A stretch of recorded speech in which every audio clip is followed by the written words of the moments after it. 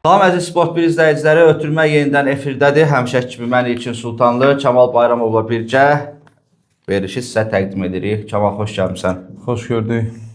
Azərbaycan milli komandası tarixində bir ilk yaşadı. Millimiz FIFA Series 2026 turnirinin qalibi oldu. Təbrik edirik. Tarixi bir nəticədir. İşte bəlkə kubok qaldırdıq öz ölkəmizdə. Sevinənlər də var, üzülənlər də var. Amma ilk oyunda St. Louis'ı 6-1 hesabı ilə məğlub etdik. Karib dənizi təmsilçisini darmadağın etdik. İkinci oyunda Sierra Leone ilə heç-heçə qalsaq da penaltilərdə qələbə qazana bildik. Başlayaq St. Louis ilə oyunda. Dediyim kimi komandamız 6-1 hesabı ilə qalib gəldi. Emin Mahmudov hesabı açdı. Rəhim Sadıqov hesabı 2-0 elədi. Musa 3-0 elədi. Sonra fasilədə penaltidən qol buraxdıq. Daha sonra Toral Bayramov hesabı 4-1 elədi. Vüsal və Rüstəm Əhmədzadənin vurduğu qollarla yığmamız 6-1 hesabı ilə St. Louis'ı darmadağın etdi. İlk öncə mən də millini qələbə münasibətilə təbrik edirəm. Çünki bizim demək olar ki, son vaxtlarda heç millimizin qələbəsi yox idi. İnsanlar buna üzülürdü. Amma bu qələbəni məsəl üçün kiçiltməyə, bu qələbənin üzərində öz fikirlərini, yəni mənfi fikirlərini həyata keçirmək istəyən insanlar da var. Bunu demək istəyirəm ki, biz özümüz də bir böyük futbol ölkəsi deyilik ki, hansısa bir futbol ölkələrinə, hansısa bir komandaya qarşı üstdən aşağı baxaq. Zaten biz də hansısa bir aşağı yerlərdən başlamalıyıq və istədiyimiz səviyyəyə gəlib çıxmaq üçün bu üzərində çalışıb böyük işlər görməliyik. Mən rəqib haqqında çox danışmayacağım. Rəqibin səviyyəsi bizim komandanın səviyyəsindən qat-qat aşağı idi.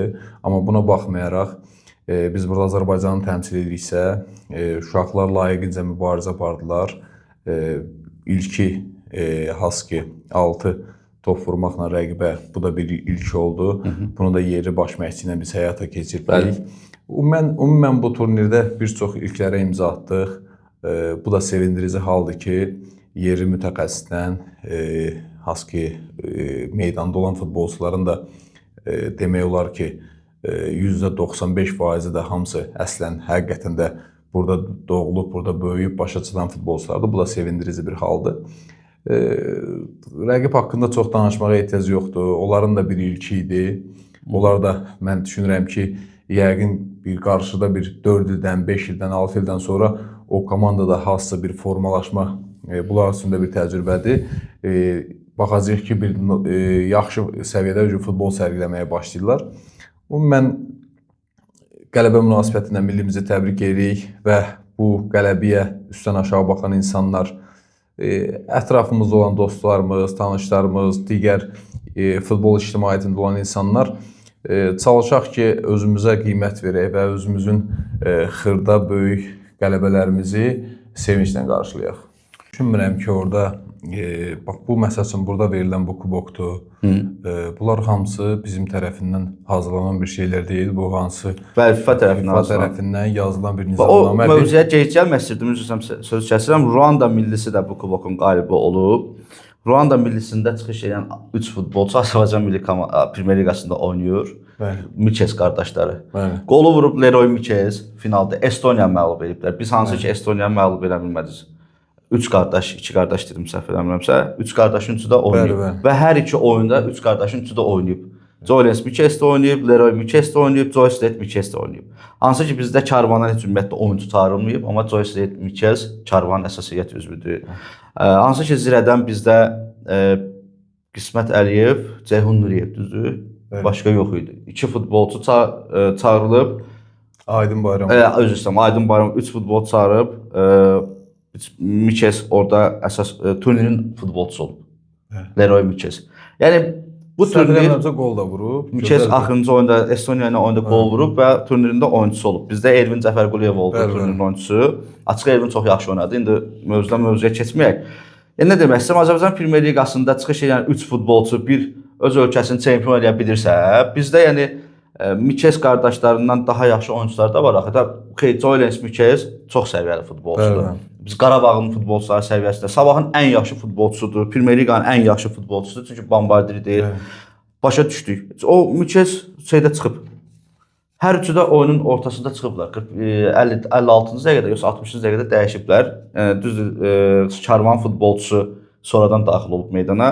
Hər iki qardaşlar düz 90 dəqiqədə oynamayıblar, amma çempion oldular. Onlar da çempion oldular. Yəni çempion olduğumuzu bu qədər şişirtmək lazım deyil deyə düşünürəm mən. Amma oyunçuların əziyyəti çox əziyyət çəkdilər. Açığı, çox yaxşı oynadılar. İlk dəfə idi ki, 3-5 kişi oynayırlar. Mən belə bir oynayırdılar. söz deyim. Bax burada bu turnir var idi də. Burada bu çempionluq da var. Burada o kubok da var, bu təqdimat da var. Bizim zaten bu turnirə qatılmışıq, bu turnirdə iştirak ediriksə, bu turnirdə də bizim qarşımızda Uduzsaq lap pis olacaqdı. O başqa məsələ. Biz nə gözləməliyik? Biz gözləməliyik ki, biz niyə çempion olduq burada? Yox. Biz uduzmalıydıq ki, məsəl üçün o birisi digər komandalar gəlsin, bu kuboku götürsün, aparsın.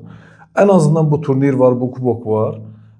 Bunda bizim komanda qalib gəlibsə, qardaş, bu alqışlanasıdır. Bizim rəqib kimliyindən asılı olmayaraq, səviyyəsindən asılı olmayaraq bu milləti, dövləti təmsil edirsə bu komanda lazımı, layiqi mübarizəsini apardı, qələbəsini qazandı. Daha yaxşı komandalara qarşı düşünürəm daha yaxşı futbol oynaya bilərdi komandamız. Tamam, Çünki bir dənə üzr istəyirəm. Çünki bax məsələn Fransa ilə mübarizədə hansı ki çox yaxşı mübarizə apardılar. Ukrayna ilə mübarizələrdə onlar bunlardan 5 dəfə, 6 dəfə üstün bir komandalardır və hər komandaya qarşı istər-istəməz futbolçu bir motivasiya ilə, bir yanaşması biraz tamam fərqli olur.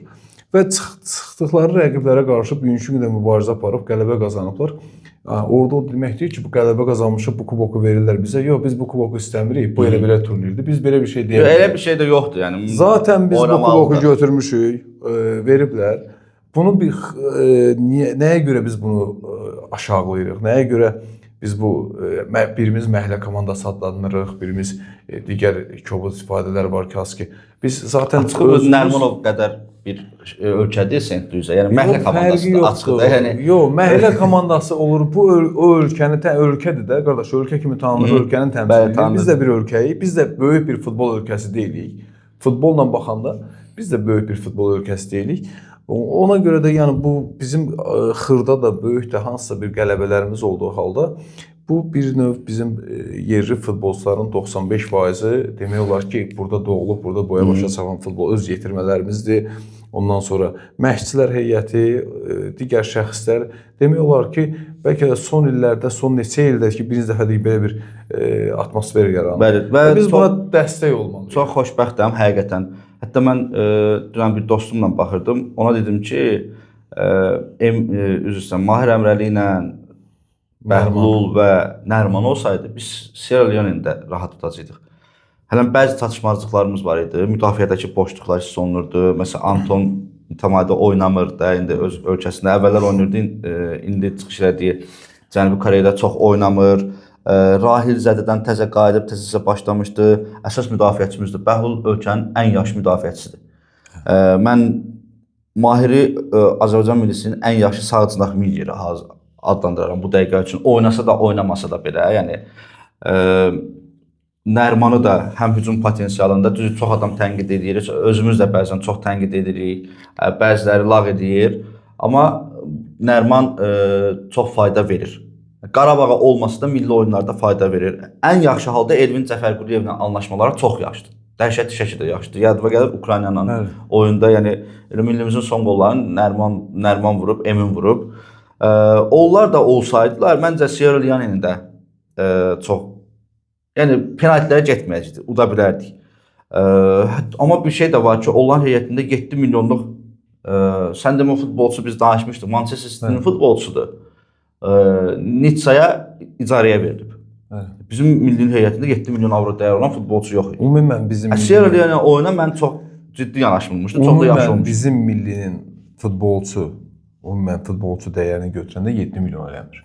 Yox, eləyir, çox eləyir. Nərman qiyməti indi artıq 4 milyon avro göstərir. Transfermarktda. Orada o Nərman aşağı yuxarı bir 40 milyon var. Yəni Emin Mahmudovun da dəyəri 1 milyona yaxındır. Mahirin qiyməti 2 milyon avrodur. Daha çoxdur, amma yəni desən ki, orada məsəl üçün rəsmi olaraq Nərmanda bilinir, amma digərlərində məsəl üçün Mahir də götürək də. Mahir də rəsmi bilinir. Amma o transfer marketdə digər qiymətlərin çoxu şişirdilmiş qiymətlərdir. Amma yəni ki, Sierra Leone oyunda çox yaxşı heyətlə də düzdür, bir-iki dəyişiklik olmuşdu. Çox yaxşı heyət idi. Mən belə başa düşdüm ki, Ayxan Abbasov artıq öz sevdiyi bir taktiki düzülüşü artıq milli komandaya tətbiq edir. 3-5-2. Hər iki oyuna da 3-5-2 taktiki sxemi ilə başlamışdı. Mən milli komandanın yadıma gəlmir nə vaxtsa 2 hücumçu ilə oynadığı. Bilməm, bəlkə sən yadıma gəlir yoxsa yox. Bunun bizə faydası mı olacaq, mənfi təsiri mi olacaq, o maraqlıdır mənə. Bu oyunlarda, St. Louis ilə oyunda faydası olduğu görsəndi. İndi o komanda zəif idi. Amma Sierra Leone oyunda məsələ burasındadır ki, Renatla Musa'nın anlaşması yoxdur. Anlaşması çox zəif görsənir. Amma başqa bir tərəfdən, müsbət tərəfdən baxım, Renat yaradıcı futbol oynadı. Musa sırf bitiriciliyə aşılanmışdı. Bəlkə də Ayxan Abbasov belə fikirləşir ki, Renat yaratsın, Musa bitirsin. Bir-birinə anlaşması olmasa da olar. Ayxan Abbasov bu sistemdən mən çempionata istifadə edib. Yəni mən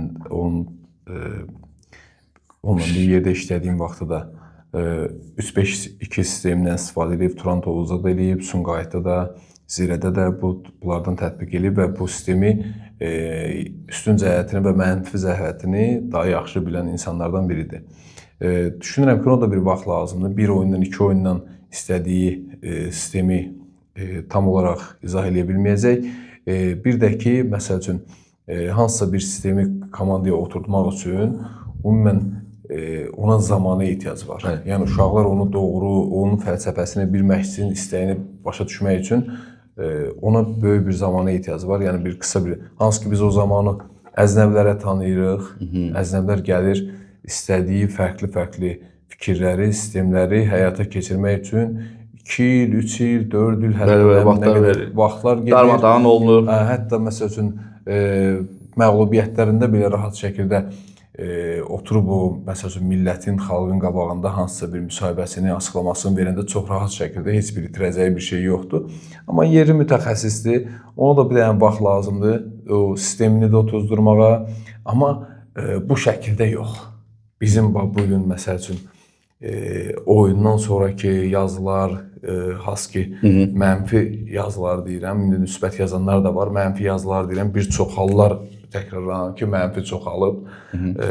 Biz dünənət kimi yerli mütəxəssis, Mən üzrstəm sözü kəsəcəm. Məncə buradakı mənfi aura sırf Ayxan Abbasova və futbolçulara deyildi. O yazılanlar, sırf o AFBA rəhbərliyinədir. Yəni, mən o görüntülərin hamısına baxdım, elə sevinirlər. Onlar da qınamıram, karyeralarında işdir. Bir kubok qazanırlar, qələbə qazanırlar, ardıcı qələbəyə görürlər. Mən yenə təkrar edirəm, bax, bu kubok verilirsə, bu turnirdə bu kubok varsa və bu kuboku biz qazanıb götürmüşüksə, biz deyə bilmərik ki, bizim rəqiblərimiz aşağı səviyyədə idi. Biz bu kuboku qəbul eləmirik. Belə bir şey yoxdur. Belə bir şey yoxdur. Və qələbənin böyüyü, kiçiyi, belə bir forması olmur. Qələbə qələbədir. Amma o qələbədən istifadə edib yalandan, Kəmal, o qələbədən istifadə edib yalandan göstərmək ki, Azərbaycan futbolu inkişaf edir. Yox, onu eləyən məsələ səhv edir. Yaxşıdır, Məsələn, oyun bitən kimi axtaranda tapılmayan Cahangir Fəracıllayev məğlubiyyətlərdə dərhal çıxıb gedən Cahangir Fəracıllayev sporta çıxır deyir ki, bu qələbənin, bu kuboku, bu mükafatı kiçiltmək olmaz. Mən Cahangir müəllimin baxış bucağından, Cahangir müəllimin fikirlərindən, yəni mən baxmıram bu fikirlərlə. Mənim şəxsi fikirlərimdir. Bu bizim futbolumuzda, bugün bu turnirdə iştirak eləmişik, bugün qələbəmizdirsə, İstərsən Cahangir müəllim başqa bir şey fikirləşsin, orada oturan digər insanlar başqa bir şey fikirləşsinlər. Bugünkü günə komandamızın qarşısına qoyulan bir tapşırıq var idi və bu tapşırığı icra elədilər və yerinə yetirdilər. Və biz sabahsı gündəki haskə düşmüşük o dərənin dibinə, oradan qalxmaq üçün digər turnirə, digər Millətlər Liqasına biz ora hazırlaşırıq və onun üçün, komanda üçün bir motivasiyadır bu. Sən inanırsan ki, Ayxan Abbasovun komandası Millətlər Liqasının D liqasında qalib ola biləcək. 2 komanda var orada da, eyni formatdadır və mətbuat konfransında, 2 mətbuat konfransında bir St. Louis-əni məğlub edəndən sonra, yox, Sierra Leone ilə mətbuat konfransında, oyundan əvvəlki mətbuat konfransında və yenə Sierra Leone məğlub edəndən sonra dedi ki, biz rəqiblərimizi analiz eləmişik, təhlil eləmişik. o qədər də zəif rəqiblər deyillər, bizdən üstündülər.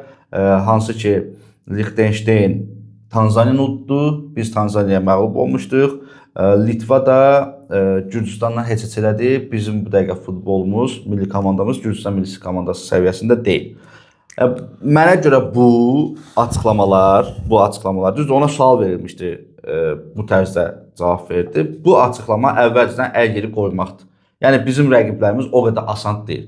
Da bizim rəqiblərimiz Millətlər Liqasının D liqasında mübarizə aparan rəqiblərimizə də asan deyiriksə, bizim üçün asan deyil, belə turnirlərdir. St. Louis, Sierra Leone. Yəni Avropa ilə oynaya bilmirik. Afrikanın ən zəifi ilə Şimali Amerikanın ümumiyyətlə futbol üzü görməyən ən axırıncı bunların qələbəsi Barbadosdur. Barbados da bizim 28 may boyda bir yerdir. Mən yenə də deyirəm ki, biz öz futbolumuzu, biz o ilk beşlik var ha. Biz orada beynimizdə, fikirlərimizdə biz orada görürük.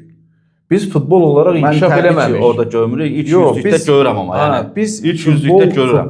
Futbol ölkəsi kimi inkişaf eləməmiş bir dövlətik. Futbol ölkəsi kimi. Sonda bu Qarabağ necə bacarır? Yox, Qarabağ legionerlərin şotunda deyəcəksən, hesabına deyəcəksən filan, amma yəni zaten Qarabağ məsəl üçün neçə ilin görülən işlərdir orada, hamısı bu ildən o ilə addım-addım gəlib görülən işlərdir və bu planlı şəkildə gedən işlərdir. Və biz millimizdə o planlı şəkildə işləri həyata keçirmək üçün biz birinci mən bilirəm ki, Ayxan Abbasov məsəl üçün düşünür, mənim nəzəriyyəm belədir, düşünür ki, məsəl üçün bunun qabağında bir proyekt olsa, 5 il sonra, 6 il sonra hansısa bir nəticələri verə bilər. Avropa çempionatına gedə bilərik. Hansısa bir nəticələri verə bilər, amma belə. Adamın məsəl üçün mən bir yerdə işləmişik, yəni istəklərini bilirəm, o birisini bilirəm. Bizim alt, hansı ki bu yapımız var, o türklərin sözü olmasın, bazamız dəyişməlidir. Və biz 5 ildən 6 biz futbolçuları yetişdiririk, gətiririk 12, 13, 14 yaşda hansı keçid dövrünü keçirə bilmirik. Amma ona qədər üzr istəmişik, ona qədər bizim yaxşı potensiallı futbolçularımız gəlir yetişir. Biz gətirib o keçid dövrünü keçirə bilmirik. Və aşağı yaş millilərimiz tam olaraq nəzarətdə, diqqətdə saxlanmalıdır. Əgər yuxarıda baş məşqçinin bir sistemi varsa, aşağı bugün tutaq ki, Ayxan Abbasovla 5 illik bir müqavilə bağlayırıq və bizim əsas millimizin bir sistemi var və o sistemə uyğun bizim ən aşağı millimiz 15 yaşlardan başlayır və pillə şəklində bütün millilər eyni sistemdə çalışmalıdır, eyni sistemdə addımlamalıdır ki, yəni bunu pillə-pillə qaldıraq gətirək çatdıraq ora. Amma bizdə təəssüflər olsun ki, aşağı yaş millilərimizdə, sabah məsəl üçün bax tutaq ki, Ayxan Abbasov 2 il qaldı. 2 ildən sonra biz ona aşağıdan gətirib o futbolçuları verməliyik. Və bugün bizdə təəssüflər olsun ki, aşağı yaş qruplarımızda məşqçilərimizin həmi savadı, həmi psixologiyası, həmi yanaşması, həmi insani keyfiyyəti %95%-nin çox aşağı səviyyədədir. Ona görə də biz futbolçunu nə psixoloji, nə taktiki, nə texniki səviyyədə gətirib sabahsı günü Ayxan Abbasova təhvil verə bilməyəcəyik. Ayxan Abbasov qarşısına məqsəd qoyub 5 ildən, 6 ildən sonra Azərbaycan futbolunu, necə Gürcüstan futbolunu inkişaf elədi, bugünkü gündə bu səviyyə çatdısa və o birinci, bax, o bünövrəyə düşməlidir. Necə deyirlər? Bir uşağı inkişaf elətdirmək üçün yuxarıdan aşağı ona nəyi sörgətmək yox. Biz düşməliyik uşağın yanına və onunla bir yerdə qalxmalıyıq. Və bu cürünə yanaşması olsa və onu tələb eləyib həyata keçirə bilsə, biz 4 ildən, 5 ildən sonra yaxşı səviyyədə milli görə bilərik. Mən əminliklə deyirəm ki, bu fikri burada bir dəfə səsləndirmişdim, yenə səsləndirirəm. Mən heç futbolçu olmamışam, heç kateqoriyam belə yoxdur. Bu heyətlə Azərbaycan milli komandasının, Qarabağın futbolçuları ilə, Neftçinin futbolçuları ilə, Sabahın futbolçuları ilə, Turan Tovuzun, Zirənin futbolçuları ilə mən Liechtensteini də məğlub edəcək bir komanda formalaşdıraram, Litvanı da məğlub edəcək bir komanda formalaşdıraram. Amma heç bir əvvəlcədən qorxu açıqlaması vermədən, heç bir belə deyək də, çox iddialı səslənə mən deyərəm ki, rahat şəkildə mən bu komandaları məğlub edəcəm, bu komandaları biz Z liqasına qalxacağıq. Açıq-aşkar deyərəm. Bunu bilirəm ki, sən də deyərsən. Bunu ilkin, burada belə bir məsələ var. Ayxan Abbasovun bəxti gətirib ki, İndiki milli komandanın bütün üzvlərinin potensialları və səviyyələri çox yüksək səviyyədədir. Aleksey İsayev çox yaxşı səviyyədədir. Xaybullayev çox yaxşı bir səviyyədədir. Mütəmadi oynayırlar. Xəyal Əliyev çox yaxşı səviyyədədir. Emin, Emil, Elvin və bir dənə Bəhlulumuz yoxdur. İndi o da qayıdacaq inşallah. Mahir düzəlir, qol da vurdu. Almaniya çox qəşənglə qol vurdu. Nərman getdi Amerikaya, o da düzəlir, yavaş-yavaş oynayacaq. Hamısı öz millilərində, öz klublarında, öz komandalarında oynayırlar və Ayxan Abbasov onlardan yaxşı mənada istifadə etməlidir. Amma indidən mənə bir mesaj verir ki, mətbuat konferansında çıxışlarından. Yox, bizim rəqiblərimiz də daha yaxşıdır. Da bir D-dən aşağı yoxdur. Mən düşünürəm ki, cavab olaraq siyasi baxımdan, yəni futbol siyasəti baxımından doğru cavab verir. Mən bunu belə düşünürəm bir məşqçi olaraq. Çünki hansısa sənin verdiyin bir mesaj, hansısa sənin verdiyin bir açıqlama zaten rəqib komanda tərəfindən də bu izlənir. Sənin biz də rəqib komandanın verdiyi baş məşqçiləri, rəqib komandanın futbolçularının açıqlamalarını veririk və bunu sənə nə qədər əks təsiri, nə qədər sənə xeyir və ziyan olacağı. Məsəl üçün bir komanda haqqında sən üstdən aşağı mən bu C liqasından, D liqasından, nə bilim buradan bura gedəcəm, buradan bura gedəcəm. Birbaşa sən rəqiblərə hörmətsizlik kimi mən bunu sayıram. Bəli. Və rəqibi sən özünə bir yox, iki qat daha çox motivasiya edirsən. Mən düşünürəm ki, Ayxan Abbasov burada siyasi bir addım atıb, siyasi cavab verib. Zaten o bilsə ki, o rəqibləri keçənmədiyi halda və yaxud keçə bilməz, bugünkü gündə onun da potensialı yoxdur. Potensial var, o rəqiblərin hər ikisini keçməyə potensialımız var. Mən hazırda Azərbaycan millisini düşünürəm ki, Liechtenstein və Litvadan daha yaxşı o potensialımız var, o futbolçularımız o keyfiyyətdədir hal-hazırda. Çünki həqiqətən də bu dönəmə gəlib çatdıq ki, indi hal-hazırda milliyə futbolçularımız yaxşı səviyyədə gəlib çıxıblar. Bu da legioner limitin ləğv olunmasına görə. Yox. Legioner limitin ləğv olmasına görə deyil. Sadəcə fərdi keyfiyyət olaraq futbolçuların hansı ki üstünlükləri var. Onların bir yerdə bu dönəmə təsadüf eləməli, bir yerdə toplaşması bu başqa bir şeydir. Legioner limiti zaten bizim ölkəyə heç bir xeyri olmayıb, olmayacaq. Yox, mən düşünürəm ki, futbolçular artıq oynamasaq qazanc yerimiz yoxdur. Biz oynamalıyıq ki, əsas yerdə düşək düşüncəsi ilə davranırlar və bizim Azərbaycanlının futbol oynamaq qabiliyyəti var. Bir çoxları bildirir ki, Azərbaycanlılar futbol oynaya bilmir. Sadəcə tənbəlik. Biz zaten 2 dənə limit qoyulsaydı ən azından 2 futbolçunun oynama şansı olsaydı, zaten hər klubda 200 Azərbaycanlı yenə də oynayır. Bax, bir dənə söz soruşum. Belki belə fikirləşməmişdim, amma belə daha yaxşı oldu. Heç kim təbrik eləmədi. Rövşən Nəcəf milli komandanı təbrik eləmədi, AFFA prezidenti. Həftə 8 mən 9 Qarabağın oyunlarında, klubların oyunlarında açıq deyəcəm. Rəşad Sadıqov bütün klubları hamını təbrik edir də, Instagramda, sosial şəbəkələrdə. Ayxan Abbasov təbrik eləmədi, milli komandanı təbrik eləmədi. Böyüklərdən də, yəni belə deyək də, dövlət rəsmilərindən filan. Yəni onlar da ciddiyə almırlar da bu turniri. Başa düşürsən nə demək istəyirəm? Allahın bir İqtisadiyyat naziri Mikayıl Cabbarov belə təbrik eləmədi. Hansı ki Sabah basketbol klubu Çempionlar Liqasına vəsəqə qazanmışdı basketbolda. Onu təbrik eləmişdi.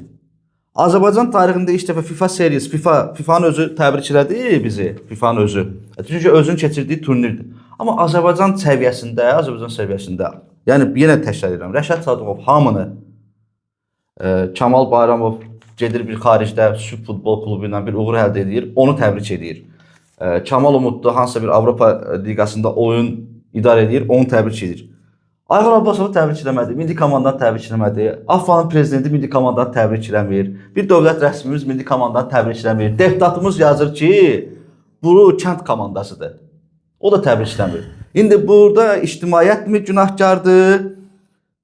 Bu turniri ciddi almamağa, bu turniri kiçiltməyə, yoxsa AFFA mı günahkardır, yoxsa Ayxan Abbasov günahkardır? Mən deyirəm ki, futbolçularla baş məşqçinin heç bir günahı yoxdur. Çünki Ayxan Abbasov özü də dərk edirdi, çəkilmişdi qırağa, sevinmirdi. Bilirdi ki, bu ciddi turnir deyil. Burada günahkar biz ümumi olaraq, yəni bax bu futbol ictimaiyyəti, futbola baxan, istəyirsən hüququ, istəyirsən fiziki, şəxsi fərq eləmir. Hər kəsimiz günahkarıq. Çünki biz öz kiçik olsun, böyük olsun, qələbələrimizə həmişə üstdən aşağı baxmışıq. Mən düşünürəm ki, orada bir əcnəbi baş məşqçi olsaydı, bugün deyirsən ki, onlara bonuslar ödəniləcək o qələbəyə görə. Haqlarıdır, o cürməlidir. Orada 1 manat ödənəcəksə yerli məşqçiyə əcnəbi olsaydı, mən düşünürəm ki, o 10 manat olacaqdı, 10 misli artıqlamasına olacaqdı. Və bugün uşaqlar orada 90 dəqiqə əziyyət çəkdilər, vuruşdular. Hərəsinin öz komandası var. Hərəsi öz klubunda faydalı bir futbolçudur. Orada onun birinin futbol karyerası sona da yetə bilərdi. Amma həqiqətən də yaxşı mübarizə apardılar.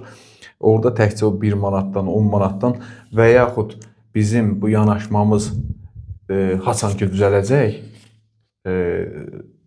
biz özümüz özümüzə qiymət verməyi bacaracağıq. Özümüz öz uğurlarımıza sevinməyi bacaracağıq. Biz ümumiyyətcə futboldan danışanda biz fikirləşirik ki, nələr çatmır. Bilirik ki, stadionlarımız çatmır. Bilirik ki, savadlı kadrlarımız azdır. Bilirik ki, yanaşmamız doğru yanaşma deyil. Bunları deyirik, amma sanki vəzifəyə gələndə, idarə etməyə gələndə artıq bu... Baxırsan ki, İlkin müəllim, bizim əsas özümüz özümüzü sevməliyik. Özümüz özümüzə qiymət verməliyik. Qardaş, bu turnir olub, biz məcburiyyətlə bu turniri çağırıb burada eləməmişik. Bu turniri FIFA tərəfindən verilib, biz bu turnirdə iştirak eləmişik. Bu qələbə böyükdür, bu qələbə kiçikdir, rəqiblər hansı səviyyədə idi. Biz Azərbaycan dövlətini təmsil edirik və bu dövləti bu turnirdə təmsil edib birinci yer. Burada Oman millisi gəlməyib, digər komandaya avtomatik olaraq qələbə verilib. Onda onlar bir oyun oynuyor, deyəcəklər ki, biz Oman millisi gəlmədi, bunlar birbaşa finala getdi, final oynadılar. Yəni bu səbəbləri yığışdırmaq qardaş. Bizə başqası lazım deyil, bizə özümüz lazımdır.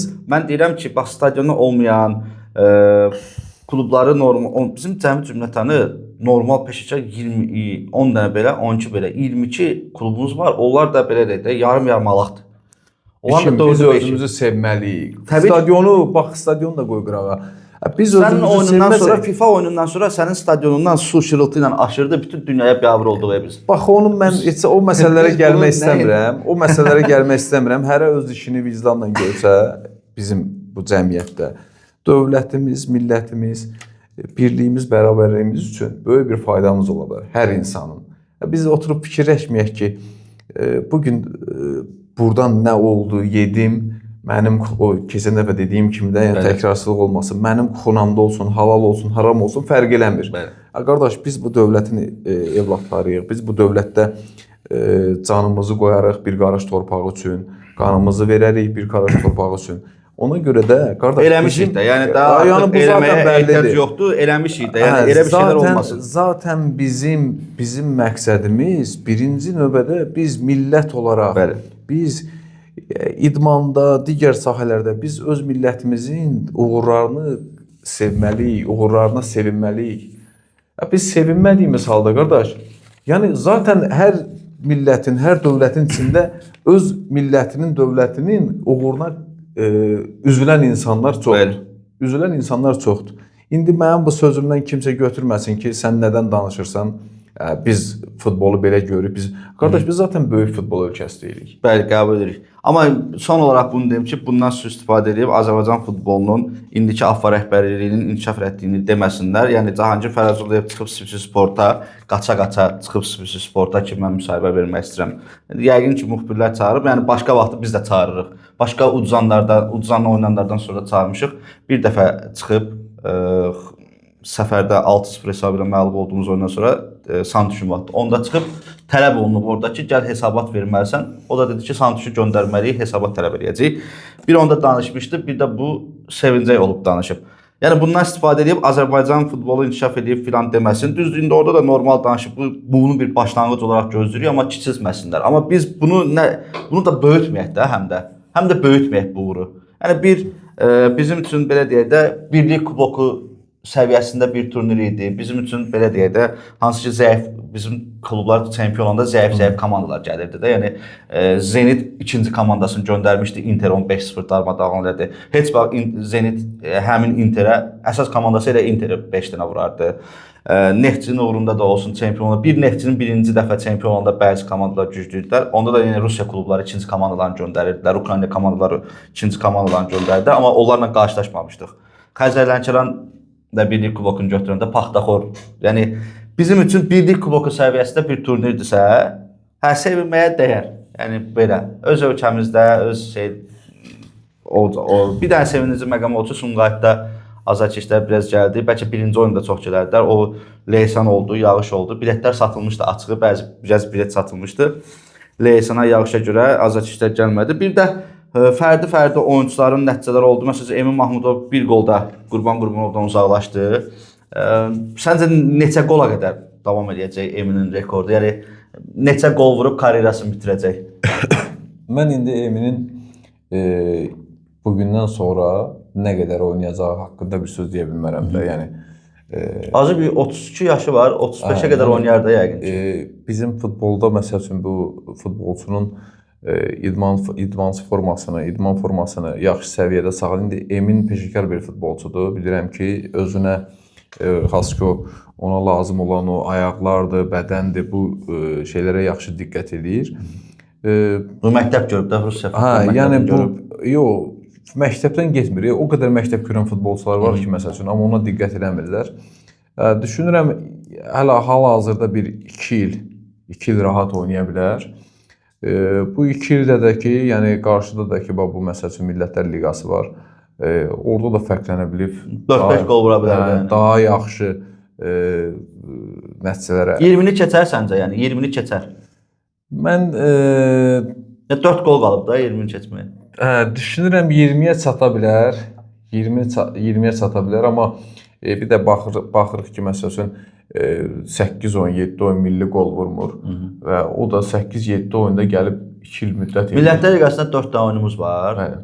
Hər oyunda bir qol vursa və yaxud da bir oyunda dubl eləsə, üstə qədərdən sonra 10 play-off inşallah ki, yəni Allah ağzımızdan eşitsin. Yəni hər 2 oyunda, hər 4 oyunda qələbə qazansaq, play-offa çıxsaq, play-offda da bir qol vursa 20-ni keçir. Yəni bu qutara bilər. Yəni yoxlama oyunları filan da olacaq da yəqin ki. Yəni ola bilər. İndi niyə də olmasın? Emin həqiqətən dəyərli futbolçudur. Son dövrlərdə Neftçidə baş məşqçi dəyişikliyindən sonra ümumən yüksəlişdədir. Ona da uğurlar arzulayırıq. Yəni bu da sevindirici haldır. Musanın performansından. Neçə ildən sonra Qurban müəllimi gəldi. Keçdi. Bu əslində biz buna sevinirik. Bu üzücü bir şeydir ki, Qurban müəllim neçə ildir futbolu tullayıb.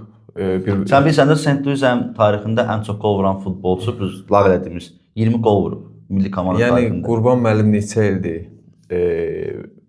aktiv karyerasını bitirib, məşqçi kimi çalışır. Hələ bizim millidə yəni gəlib o 15 topa çatan yoxdur da. Yəni bu biz buna sevinirik, amma bir tərəfdən üzücü bir məqamdır. Eminə də uğurlar arzulayırıq. İstəyərik ki, Musa da var orada. Ondan danışacaqdı. Musa da millidə əsas heyətlərdə başlayıb qol vurdu. Sierra Leone oyunda qol vura bilmədi, amma St. Louis oyunda qol vurdu. Biz neçə qolu var Musa'nın? Bir qolu var. Milli komandada. 4-cü ya 5-ci qolu oldu. Musa gəlib çata bilər. Yəni o Musa da cavandır. Hələ onun böyük vaxtı var qabaqda. Yəni az bir 10 ili var. Gələ bilər. Özdə elə bir tipajda bir futbolçudur ki, genetik olaraq baxırsan ki, möhkəm bir idmançı formasına sahib olan bir futbolçudur. Ola bilər gələcəkdə, bəlkə bir 3 ildən sonra, 4 ildən sonra millimiz daha yaxşı inkişaf edəcək. Daha yaxşı yerə gedəcək və onun qol vurma şansı, epizodları daha çox olacaq. Bir də gördün, Qurban müəllimi də keçdi, Emin də keçdi. Yəni bizim istəyimiz nədir? Bizim istəyimiz hücumçularımız yaxşı qollar vursunlar, müdafiəçilərimiz epizodları yaxşı dəyərləndirsinlər, ortada oynayan futbolçularımız gözəl qol ötürmələr versinlər, ümumən futbolumuzu inkişaf eləsin. Üzüldüyüm tək futbolçu bir Renat Dadaşov oldu açığı. Hər iki oyuna start heyətdə başladı. Penaltini St. Louis ilə oyunda Renat qazandı, amma Emin vurdu. Mən çox istərdim ki, Renat qollardan birini vursun. Çünki o öz komandasına da bir motivasiya ilə gedərdi, daha yaxşı olardı. Öz komandasında da yəqin ki, oyunu izləyiblər. Ona da bir əsasiyyətdə şans verək. Düzdür, oynayır 5 dəqiqə, 10 dəqiqə, 15 dəqiqə belə motorda oynayır. Renat bizim futbol üçün faydalı bir şəxsdir, mən belə düşünürəm. Almaniyada doğulsa da, Alman mədəniyyəti ilə böyüyüb başa çatsa da, bu adamın atası, anası Azərbaycanlıdır və Azərbaycan vətəndaşıdır. Bir çoxları indi ona Azərbaycanlı kimi, qardaşı da bizim millidə, Rüfət bizim millidə oynayıb. Renatın Azərbaycan milli komandasını seçməyindən ötürü çox əziyyətlər çəkilirdi əvvəlki AFA rəhbəri dövründə və Renatı daha yaxşı istifadə edə bilərdik biz.